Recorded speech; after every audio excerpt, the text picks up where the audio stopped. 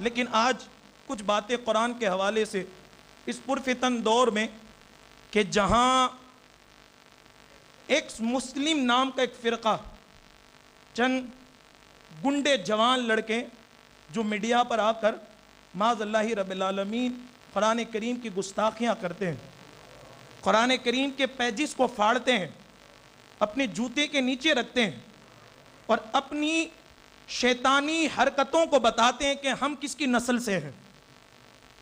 تو اس پرفتن دور کے اندر ایک پیغام میرے جوانوں کے نام اور آنے والی تمام سنی عوام کے نام، یہ دین ہم نے نہ دیکھا ہوتا اگر دامن قرآن ہم نے نہ چھوڑا ہوتا۔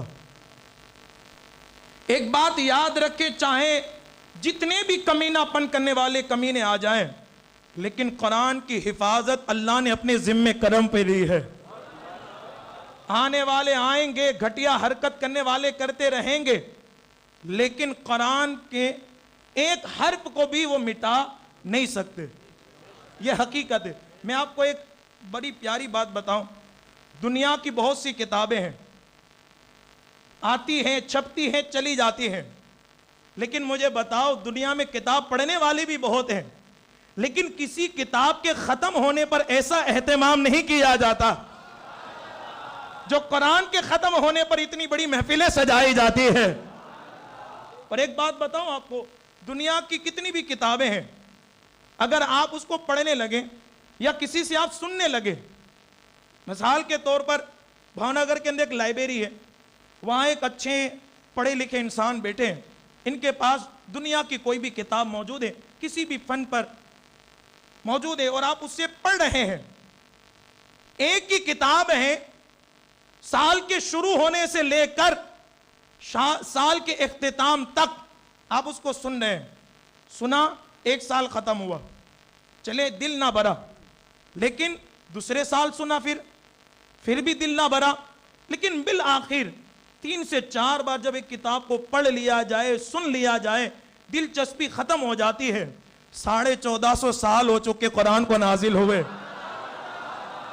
وہی حفاظ کرام ہیں، وہی مصلے ہیں مسجدوں کے، ہر بار آتے ہیں، قرآن پڑھنے والے الگ الگ آتے ہیں، لیکن سنایا جاتا ہے قرآن، وہی سورتیں، وہی آیتیں، وہی رکوع، وہی 30 پارے، لیکن اللہ کی عزت و جلال کی قسم قرآن اتنے سالوں سے سنا جا رہا ہے، پڑھا جا رہا ہے۔ ذرا ان قرآن پڑھنے والوں اور سننے والوں سے جا کر پوچھو کیا تمہاری دلچسپی ختم ہو گئی؟ وہ کہیں گے حضرت دلچسپی ختم نہیں ہوئی ہے، یہ تو پورا قرآن ہے، اگر ایک سورہ فاتحہ بھی کروڑ بار سن لی جائے تو ہر بار الگ ہی عزت نظر آتی ہے۔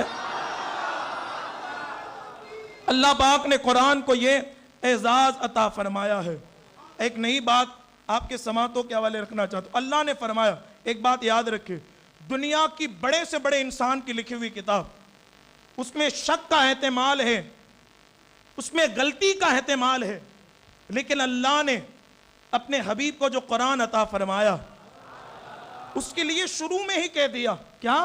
الف لام میم ذالک الکتاب لا ریب فیہ ھدی للمتقین، بے شک یہ بلند رتبہ کتاب قرآن، اس میں کوئی شک کی گنجائش ہی نہیں، کوئی شک کی گنجائش نہیں، احتمال ہی نہیں، اور اس میں کوئی شک کی گنجائش ہی نہیں، اور اس میں ہدایت ہے ڈر والوں کے لیے۔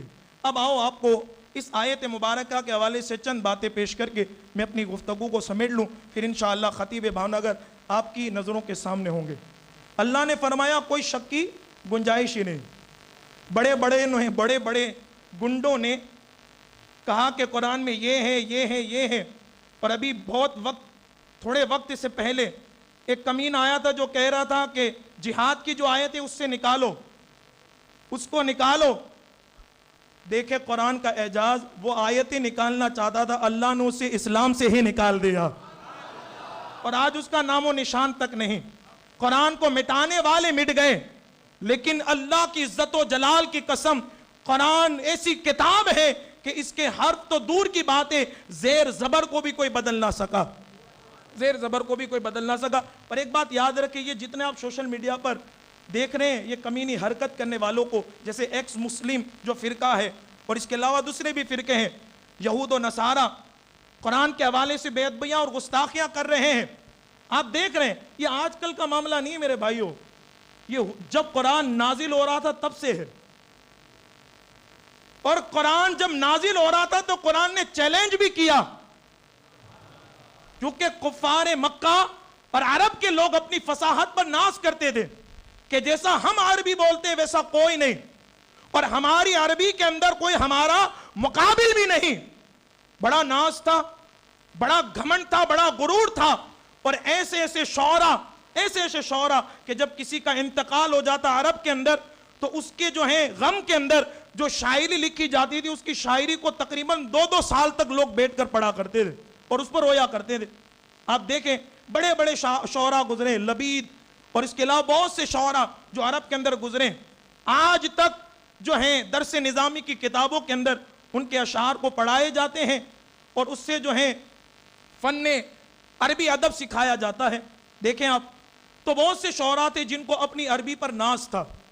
اب انہوں نے قرآن پر شک کیا اور قرآن کو مٹانے کی ناپاک سازشیں کی اور کہنے لگے محمد صلی اللہ علیہ وسلم تم پر جو یہ قرآن اترا ہے وہ جھوٹا کلام ہے، معاذ اللہ، وہ اللہ کا کلام نہیں، وہ بشر کا کلام ہے، اس میں بہت سی غلطیاں ہیں.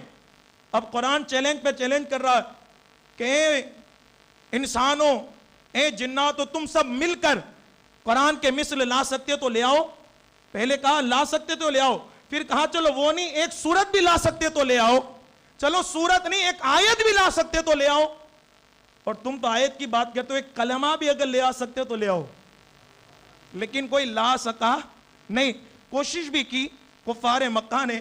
یہ جو سورت ہے سورۃ الواقعہ، القاریہ، سورۃ القاریہ، القاریہ تم القاریہ وما ادراک ما القاریہ، تو اس کی مقابل میں اس کی مثل وہ لے کر آئے الفیل والفیل وما ادراک ما الفیل. لیکن وہ عاجز آگے لا نہیں سکے. ایک واقعہ اس زمن میں آپ کو پیش کر رہا ہوں، بڑا ہی نہایت اور نہایت ہی خوبصورت، اور آپ دیکھیں گے تو آپ کے سینے کے اندر بھی قرآن کی محبت اجاگر ہو جائے گی. تڑپ کے بولے سبحان اللہ. اب قرآن چیلنج کراتے کہ تم لے کر آؤ.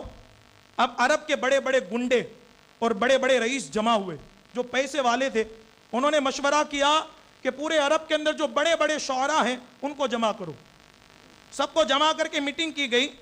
پیسہ دینا ہمارا کام ہے اور قرآن کے مثل جواب لانا تمہارا کام ہے. تم محنت کرو، پورا سال تمہیں دیا، تم محنت کرو. وہ نکل گئے، بہت پیسہ دیا ان رئیسوں نے، گئے لیکن بہت محنت کرتے رہے، کاوشیں کرتے رہے، لیکن ایک حرف کے جیسا اس کے مقابل میں ایک حرف بھی نہ لا سکے. جب 1 سال ختم ہوا واپس آئے، کہا کیا ہوا، جواب بنا؟ کہا کہ نہیں. جواب بنا؟ نہیں. کہا کہ لو اور پیسے اور محنت کرو. پھر 1 سال تک وہ محنت کرتے لیکن جواب لا سکے نہیں. یہاں تک کہ 2 سال ختم ہو گئے، لیکن بالآخر انہوں نے جو ہے چند کلمات قرآن کریم کے ایسے نکالے جو وہ کہتے تھے کہ ہم اس کا مقابل میں تو کوئی لا نہیں سکتے، لیکن بات ہے کہ اس میں غلطی تو نکال سکتے ہیں. تو چند کلمات لے کر آئے مشرکین مکہ کے پاس. وہ شعراء، وہ عرب داں اور جو فصاحت اور بلاغت میں ماہرین تھے وہ سب جمع ہوئے. کہا کہ ہم اس کے مقابلے میں ایسا کلام تو نہیں لا سکتے، لیکن اس کلام کے اندر جو غلطیاں ہیں اس غلطیوں کو ہم ضرور بتا سکتے ہیں. کہا کہ وہ غلطیاں کیا ہیں؟ قرآن کریم کے اندر کچھ کلمات ایسے ہیں جو فصاحت سے خالی ہے. کہا کہ وہ کون کون سے؟ کہا کہ قرآن کے اندر ایک جگہ ہے حضوا، اور عرب کے اندر فصاحت کے اندر استہزاء لکھا جاتا تھا. دوسری جگہ ہے کبار، اور عرب کے اندر استعمال کرتے ہیں فصیح لوگ کبیر. اور تیسری جگہ لشیء عجاب. کیا؟ لشیء عجاب، ہو سکتا تھا لشیء عجیب کہہ سکتے تھے. یہ فصاحت ہے. یہ جو کلمات ہیں وہ فصاحت سے خالی ہیں. تو وہ جتنے رئیس تھے اور جتنے آئے تھے انہوں نے کہا چلو موقع مل گیا، مقابل تو کچھ نہیں لا سکتے لیکن کچھ غلطیاں تو نکال سکتے ہیں. گئے حضور کے پاس. حضور تشریف فرماتے. کہے محمد صلی اللہ علیہ وسلم سنو، جو تم کہہ رہے ہو کہ میرے پاس جو کلام آتا ہے وہ اللہ کا کلام ہے اور اس میں کوئی شک کی گنجائش نہیں، لیکن ہم چند کلمات ایسے لے کر آئے ہیں کہ جس کے اندر غلطی ہے اور وہ فصاحت سے خالی ہے، اور جو اللہ کا کلام اور رب کا کلام ہے وہ فصاحت سے خالی ہوتا نہیں ہے۔ لیکن دیکھو قرآن کریم کے اندر یہ کلمات، ایک ہے حضوا، دوسرا ہے قبار، اور تیسرا ہے لشیء عجیب، عجاب، یہ تینوں کے اندر جو ہے فصاحت نہیں پائی جاتی۔ مطلب کہ تمہارے پاس جو کلام ہے وہ اللہ کا نہیں بندوں کا ہے، اسی لیے اس میں فصاحت نہیں ہے۔ میرے آقا صلی اللہ علیہ وسلم مسکرائے،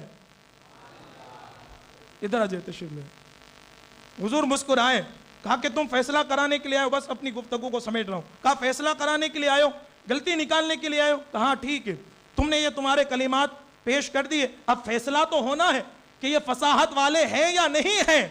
سنو میں تمہیں مشورہ دیتا ہوں کہ تم سارے لوگ مل کر جو تم میں سب سے زیادہ فصیح انسان ہو اس کو لے کر آؤ،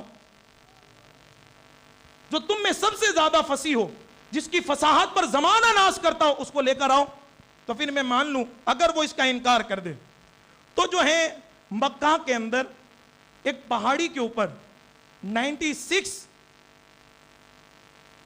ایئرس عمر کا ایک بوڑھا شخص، ضعیف شخص، جو اپنی فصاحت کے اندر ایک بڑا معیار رکھتا تھا، اور اس نے اپنے آپ کو شہر سے دور اس لیے رکھا تھا پہاڑیوں کے اوپر کیونکہ اس کی فصاحت کے اندر کوئی جو ہے کمی اور کجی واقع نہ ہو، کیونکہ شہر کے لوگ تو کچھ بھی بولتے ہیں، اور ان سے اگر میں بھی مل جاؤں گا تو میری فصاحت کے اندر بھی جو ہے خلل واقع ہو جائے گا، اس لیے وہ شہر کے لوگوں کے ساتھ رہتا ہی نہیں تھا۔ وہ پہاڑی پر چلا گیا کہ میری فصاحت اور بلاغت کے اندر جو میرا کوئی مقابلہ نہ کر سکے، نہ اس میں کوئی کمی آئے۔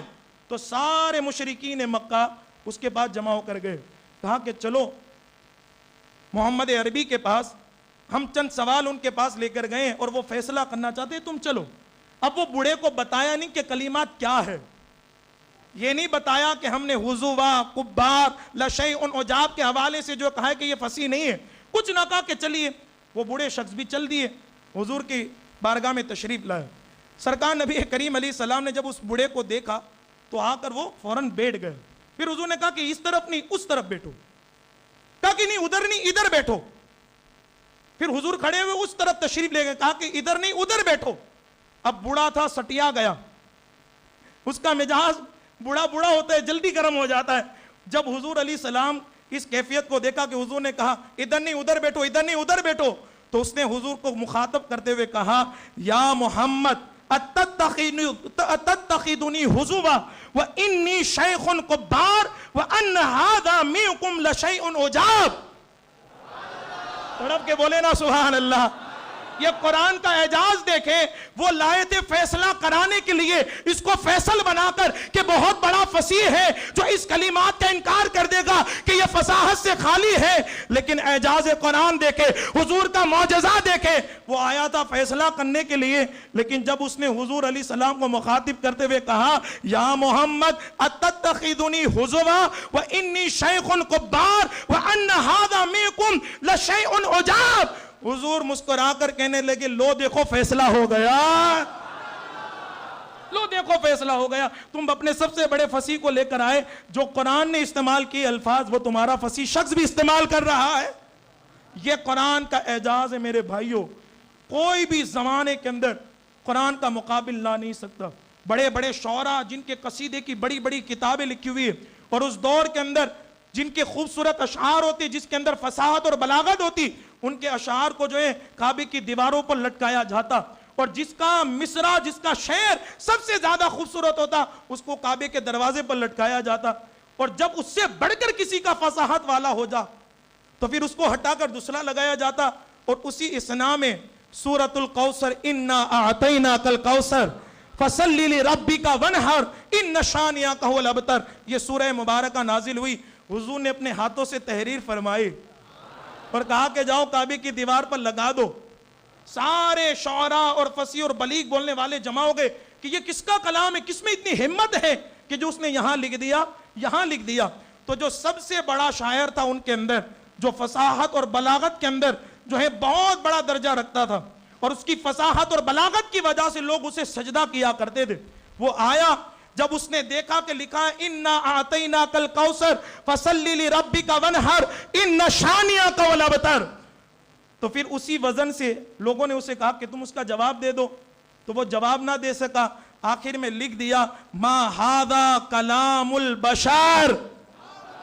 جواب کی بات کرتے ہو، میں تو کہتا ہوں کہ یہ کو کلام بشر کا نہیں ہو سکتا، یہ یقیناً اللہ وحدہ لا شریک کا کلام ہے۔ میرے عزیز ساتھیو، یہ اعزاز قرآن ہے۔ ہم نے جو ہے قرآن کے حوالے سے محنت کرنے کی ضرورت ہے۔ آج ہم نے دامن قرآن سے اپنے آپ کو دور کر دیا۔ آج ہماری قوم کا بچہ گانے باجے بجانے والا، بولنے والا، گالیاں بکنے والا، کسی کی غیبت کرنے والا تو نظر آ رہا ہے، لیکن ہمارے بچوں کو ٹھیک سے قرآن پڑھنا نہیں آتا۔ یہ بہت بڑا المیہ ہے۔ آج سوشل میڈیا پر آپ دیکھیں، قرآن کے حوالے سے قرآن کے خلاف تحریکیں چلائی جا رہی ہیں، قرآن کی گستاخیاں کی جا رہی ہیں۔ آپ نے اس کے جواب کے اندر کیا کیا؟ کچھ بھی نہیں۔ ابھی بھی سوئے ہوئے ہیں، سوتے رہیں گے۔ اپنی نیند کو چھوڑو میرے بھائیوں اور بیداری کی طرف بڑھو، قرآن کی تعلیم کو عام کرو۔ جس طرح ختم قرآن کے اندر اتنے ہزار لوگوں کا مجمع ہے، ہزار افراد آئے ہیں، میں کہتا ہوں کہ ہم بھی اپنے بچوں کو مدرسوں کی طرف کیوں نہیں لے جا سکتے؟ آج یہ حفاظ کرام قرآن پڑھ رہے ہیں مصلی پر کھڑے رہ کر، کل آپ کا بچہ بھی پڑھے گا انشاءاللہ مولا تعالیٰ۔ تعلیم کو عام کرے، قرآن سے وابستہ ہو جائیے، انشاءاللہ مولا تعالیٰ دونوں جہان میں برکتیں اور رحمتیں نصیب ہوتی ہوئی نظر آئے گی۔ دیکھیں قرآن کے حوالے سے کسی شاعر نے کیا خوب کہا ہے، اور اسی پر میں اپنی گفتگو کو سمیٹ لوں۔ کہتے ہیں کہ دنیا کی کتابوں میں قرآن چمکتا ہے، دنیا کی کتابوں میں قرآن چمکتا ہے، قرآن میں اللہ کا فرمان چمکتا ہے۔ عادت بنا لے جو تلاوتیں قرآن کی، اللہ کے یہاں وہ انسان چمکتا ہے۔ وما توفیق الا باللہ۔ السلام علیکم۔ اب آئیے